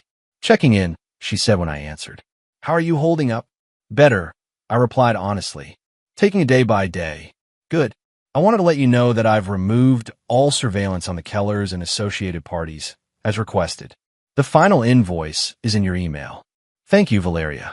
Not just for the professional services, but for that talk in the park. Sometimes we all need someone to hold up a mirror, she said simply. Even investigators. Especially investigators, I countered, earning a rare laugh from her. Take care of yourself, Theo. And if you ever need to talk, professionally or otherwise, you know where to find me. The conversation left me thoughtful. Valeria had seen me at my worst, calculating, vengeful, consumed by bitterness. Yet she had still reached out, still believed there was something in me worth saving. Was there? The question haunted me as I settled into my new routine. Work, home, occasional dinners with Axel, who watched me with lingering concern. I was functioning, but was I healing? 3 weeks after moving into my apartment, I received an unexpected email from Della. Lily's first birthday party is next Saturday. I know things are complicated, but she asks for Theo every day. You're welcome to come if you feel comfortable. No pressure. Della. Attached was a photo of Lily in a bouncer, reaching toward the camera with a gummy smile. My instinct was to decline. The wounds were still too fresh, the memories of betrayal too vivid. But something else pulled at me. The innocence in Lily's eyes, the chance to be part of her life despite the broken relationships around us. I replied, after careful consideration, thank you for the invitation. I'd like to come, but I understand if others might be uncomfortable. Please let me know if there are any objections. Della's response came quickly. No objections. 2 p.m. at our house. Casual. Just family and a few close friends. Just family. The phrase carried both pain and possibility. The morning of the party, I found myself standing in a toy store, overwhelmed by options. What do you buy for the niece you almost lost in the crossfire of adult betrayals? In the end, I selected a set of wooden building blocks. Simple, timeless, a foundation for creating something new. The metaphor wasn't lost on me. Arriving at Della and Bryce's house felt surreal. The last time I'd been here, I was installing surveillance equipment, gathering ammunition for my war against them. Now I was arriving openly, bearing gifts, uncertain of my welcome despite the invitation. Della answered the door, Lily on her hip. The baby's face lit up with recognition. Theo, she exclaimed, reaching for me with pudgy hands. Hi, Lily Bean, I said, using the nickname I'd given her when she was born. Happy birthday. Della transferred her to my arms without hesitation, a gesture of trust that brought a lump to my throat. Thanks for coming, she said softly. It means a lot to her. To us. Inside, the atmosphere was initially tense. Bryce nodded stiffly from across the room. Bernard and Sandra Keller hovered near the food table, their discomfort evident. But Lily's joy at being the center of attention broke through the awkwardness, her laughter a bridge across the chasms we adults had created. I stayed at the periphery, holding Lily when she wanted to be held, watching as she was passed from relative to relative, showered with love and presence. This was what mattered, I realized. Not the grievances between us, but the connections that survived them. As the party wound down, I found myself alone in the kitchen with Bryce. He was loading dishes into the dishwasher, his movements mechanical, avoiding my gaze. "Need a hand?" I offered, picking up a stack of plates. He hesitated, then nodded. "Thanks." We worked in silence for a few minutes, the only sound the clink of dishes and the distant chatter from the living room. "I never called you the family clown," Bryce said suddenly, his voice low.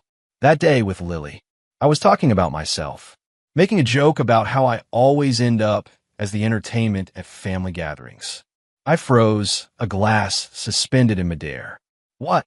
I said, "That's our family clown," because I was always acting silly to make Lily laugh. "It wasn't about you, Theo. It was never about you." The glass nearly slipped from my fingers.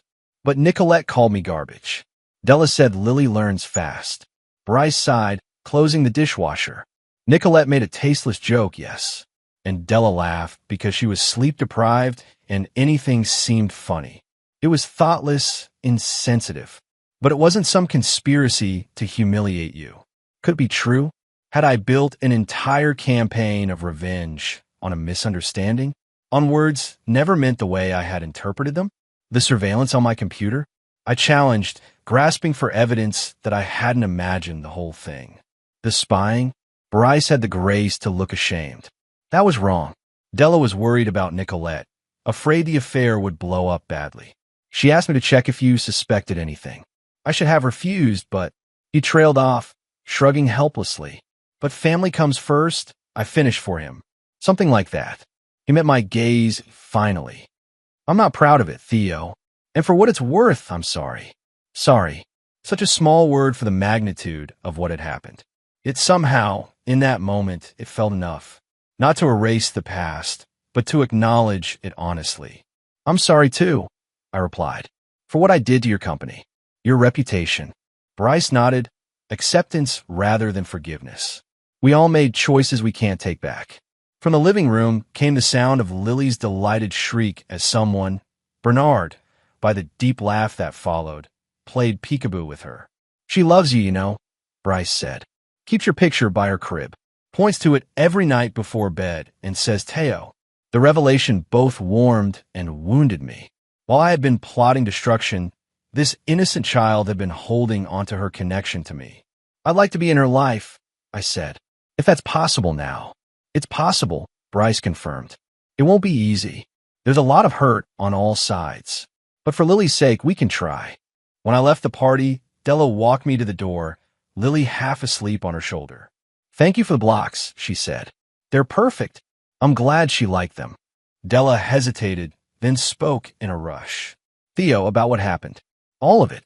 I want you to know that I never meant to hurt you. Covering for Nicolette was wrong, and I regret it deeply. But the other things, the comments, the laughter, it wasn't what you thought." Bryce told me. I said, "About the family clown comment." Relief flooded her face. "He was always the goofy one at family gatherings.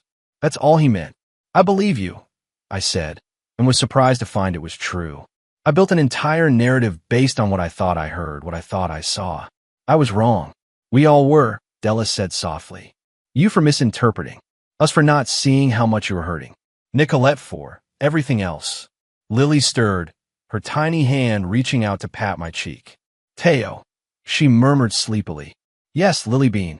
Uncle Theo is here," I whispered, letting her tiny fingers curl around mine. "And I always will be." As I drove home, my mind churned with new revelations.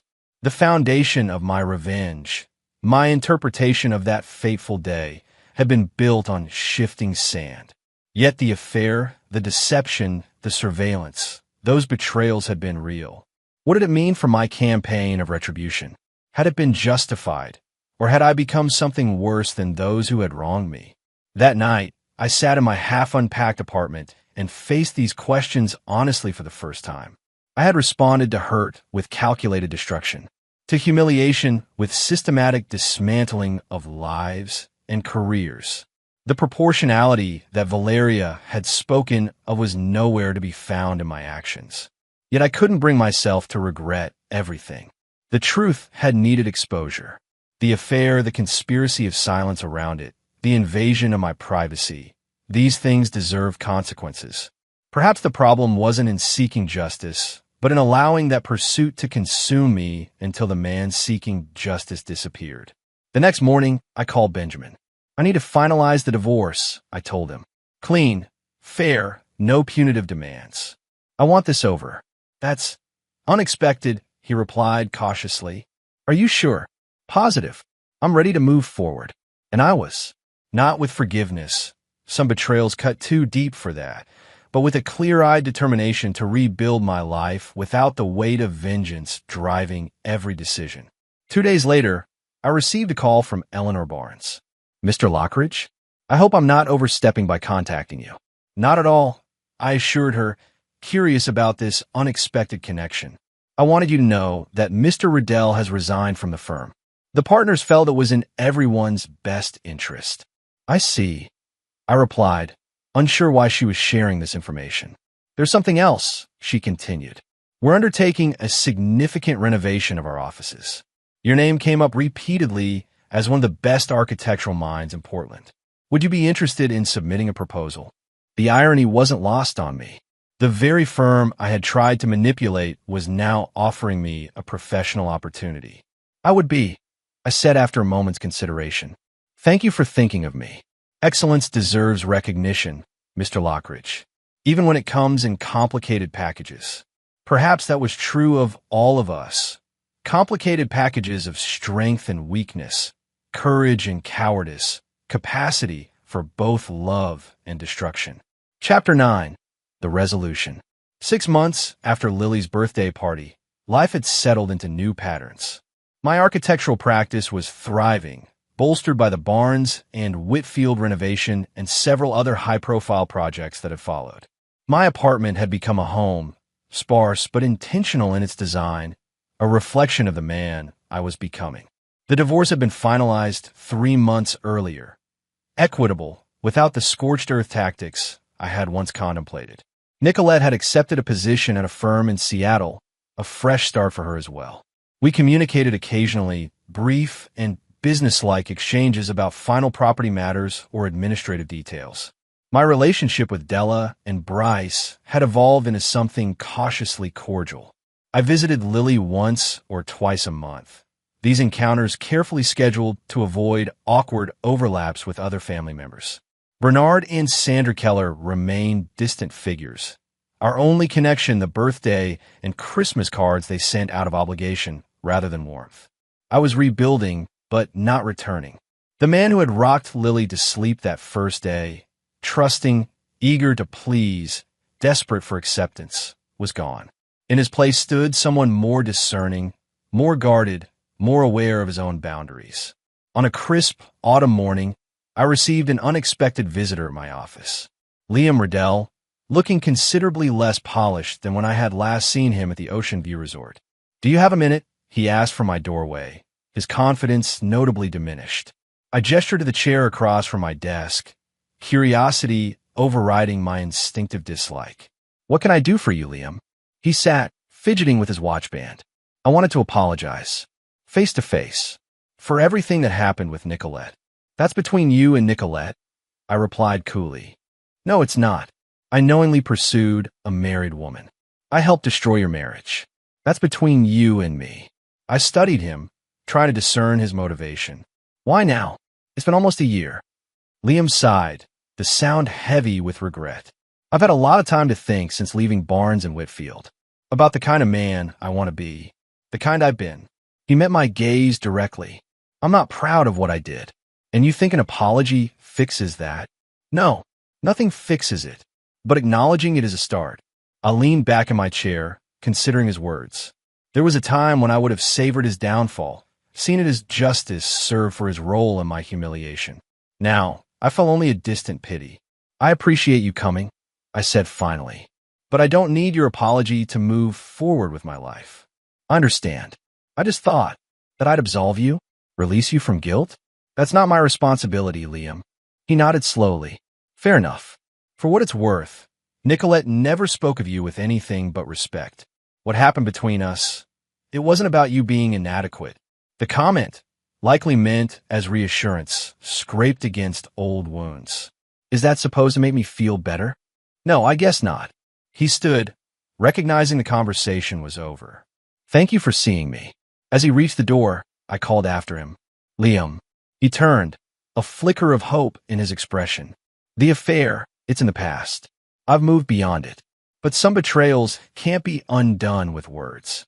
Remember that in your future relationships. He accepted this with a grim nod and left.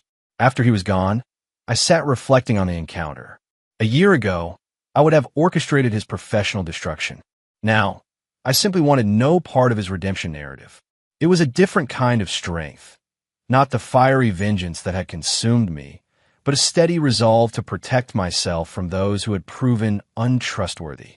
That evening, I met Axel for dinner at our usual spot, a quiet restaurant where the staff knew us well enough to provide a private corner booth. Guess who showed up in my office today? I said after we had ordered. Based on that expression, Satan himself. Close. Liam Riddell. Axel's eyebrows shot up. Seriously? What did he want? I recounted the brief encounter, Liam's apology, my response. You're a better man than me, Axel commented. I might have punched him. Violence was never my style, I reminded him. Even at my worst. True, you were always more chess player than boxer. He studied me over his water glass. You seem different talking about it now. Less. Consumed, I suggested. Exactly. Like you've actually moved on, not just pretended to. Had I? The pain had dulled, certainly. The obsessive need to make them all pay had faded. But forgiveness? That was a different matter.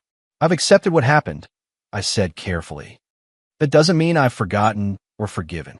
Fair enough. Axel raised his glass. To acceptance without amnesia. I'll drink to that. Later that week, I attended a fundraiser for the Portland Children's Hospital. A genuine one this time, not a fabrication designed to humiliate Della. I had been invited by Councilwoman Reeves, whose support had been valuable as my architectural practice regained its footing. The event was held at the Riverside Hotel, the same venue where my fake charity gala had been scheduled. The irony wasn't lost on me as I entered the ballroom, now filled with Portland's elite in formal attire. I was mingling with a group of potential clients when I spotted her across the room. Nicolette, stunning in a midnight blue gown, her hair styled differently than she had worn it during our marriage. Beside her stood a man I didn't recognize, his hand resting casually at the small of her back. Our eyes met briefly, a current of recognition passing between us. She offered a small, uncertain smile. I nodded in acknowledgement and turned back to my conversation. Later, as I was getting a drink at the bar, she appeared beside me. Theo, she said softly, I didn't expect to see you here. Councilwoman Reeves invited me. I explained. I'm working on a new community center project. That's wonderful. I heard your practice is doing well. It is. I nodded toward the man she had been with. You seem to be doing well, too. A faint blush colored her cheeks. Preston is the junior partner at my new firm. We've been seeing each other for a few months. I hope he treats you better than you treated me, I said, the words emerging before I could filter them. Nicolette flinched, but didn't back down. I deserve that. But yes, he does. And I'm trying to be a better partner than I was to you. Good. An awkward silence stretched between us. Years of shared history and pain creating an invisible barrier. How's Lily? I asked finally, seeking neutral ground. Nicolette's expression softened. Growing so fast. She asks about you all the time. Della says your visits mean the world to her. She means the world to me, I replied simply. Another pause, this one less tense. Theo, I know we've said this before, but I am truly sorry for the pain I caused you. Not just the affair, but the years of taking you for granted. I studied her, seeing both the woman I had loved and the stranger she had become. I believe you're sorry, Nicolette, but some things can't be fixed with apologies. I know. She glanced toward Preston, who was watching us with barely concealed curiosity. I should get back. Of course. She hesitated, then asked, Are you happy, Theo? Moving forward, was I? The question gave me pause. I had rebuilt my career, established new boundaries, found a way to maintain my connection with Lily without drowning in bitterness. But happiness? I'm at peace, I said finally. The rest will come. She nodded, understanding. I hope it does. You deserve that. As she walked away, I felt no urge to follow, no ache of what might have been. The woman who had once been the center of my world was now simply someone from my past. Not forgotten, but no longer defining my present or future.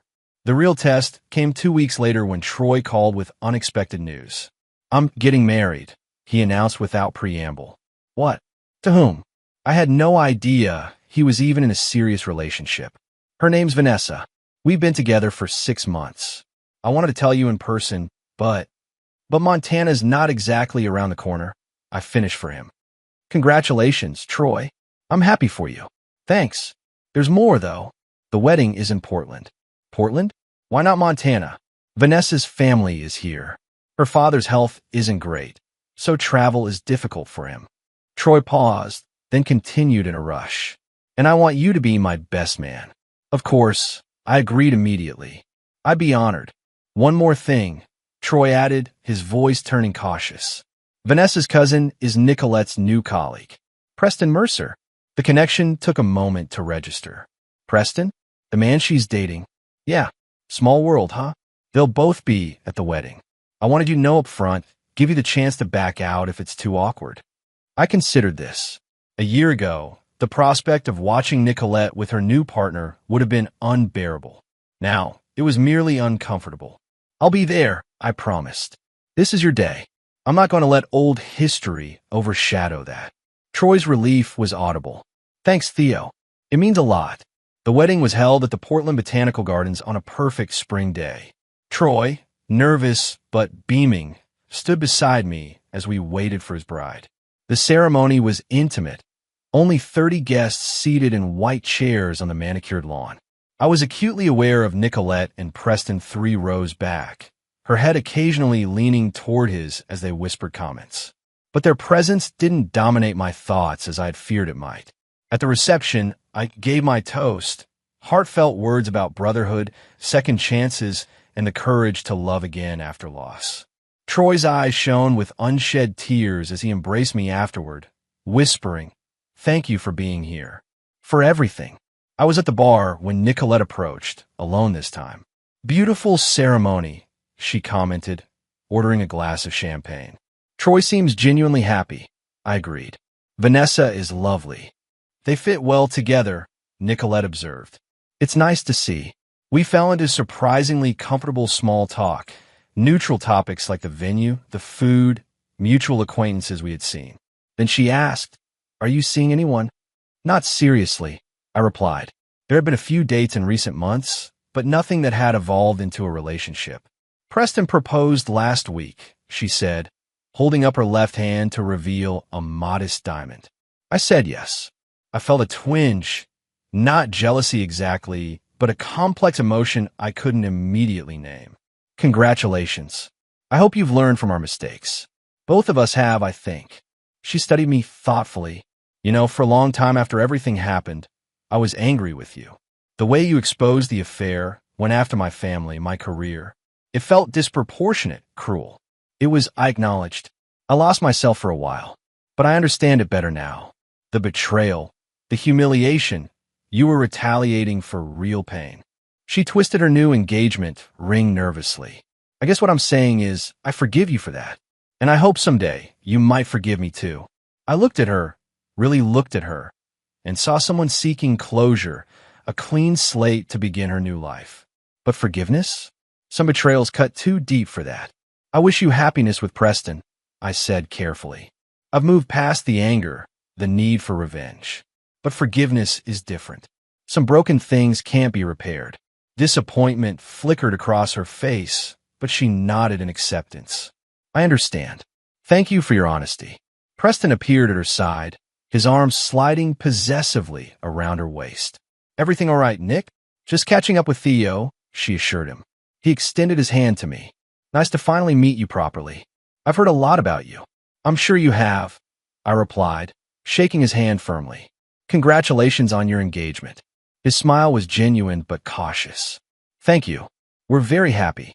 I excused myself, leaving them to their celebration, their future together. As I crossed the reception area, Valeria Holt intercepted me. Troy had invited her as thanks for her role in preventing my self-destruction. Holding up okay? She asked, eyeing Nicolette and Preston. Better than expected, I admitted. It's strange, seeing her with someone else.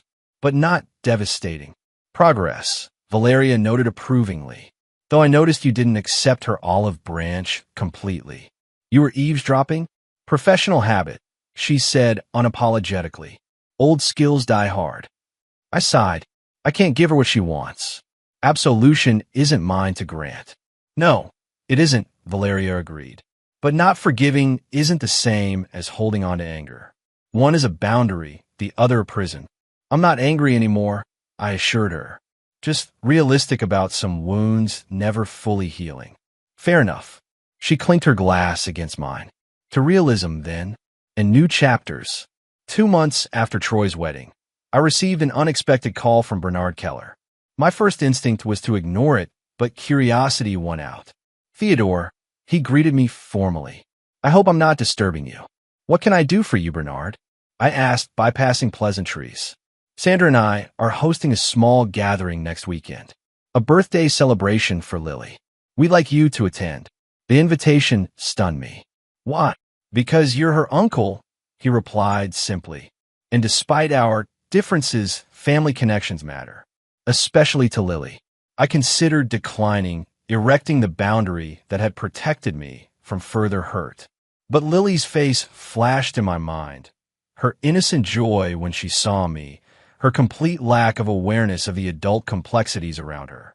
I'll be there, I agreed finally. For Lily. For Lily, Bernard echoed, a note of respect in his voice. The gathering was smaller than Lily's first birthday, just the immediate family and a few close friends. To my surprise, there was no tension when I arrived, no awkward silences or pointed looks. Instead, there was a collective acknowledgement that while the past couldn't be erased, it need not poison the present. As I watched Lily blow out her candles, with considerable help from Bryce, I reflected on the journey of the past 18 months. From the moment of humiliation that had triggered my downfall, through the darkest depths of my revenge campaign, to this unexpected moment of fragile peace. I had not forgiven those who betrayed me. Nicolette, who had shattered our marriage, Della and Bryce, who had aided her deception, Bernard and Sandra, who had known and said nothing. That wasn't in my nature. Some violations of trust could never be fully reconciled. But I had found a way to live alongside the past without being consumed by it.